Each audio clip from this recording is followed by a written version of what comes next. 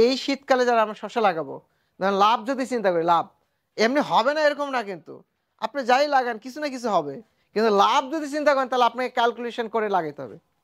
1 বিঘা জমিতে আপনি ঠিকই হিসাব করতে 3500 গাছ আমার লাগবে। কত মনে করেন, একদম হিসাব করে নিতে হবে যে 3500 গাছ আমার লাগবে। এই 3500 গাছের মধ্যে 500 গাছ আমার উল্টা পাল্টা আচরণ করবে, করুক, আমার 3000 গাছ টিকবে নাকি? 3000 গাছ একটা করে শসা গাছে কত করে ফলন দেয় ধারণা আছে কোনো? 4 থেকে 5 কেজি না? নর্মালি সবাই 4 কেজি পায়, 3 কেজি 4 কেজি পায়। ধরেন 5 কেজি ধরেন, 3000 গুণন 5000 কত হয়? 5 কেজি, 3 5 15, 15,000 কেজি নাকি? 15,000 কেজি শসা এখন বাজার কত? কত বাজার? 45 40, 20 টাকা কেজি ধরেন, 20 টাকা কেজি ধরেন, এর চেয়ে কম হবে? হবে না, এই বছরে হবে না ইনশাল্লাহ। তাহলে কত হলো? 20 গুণন 3 লাখ।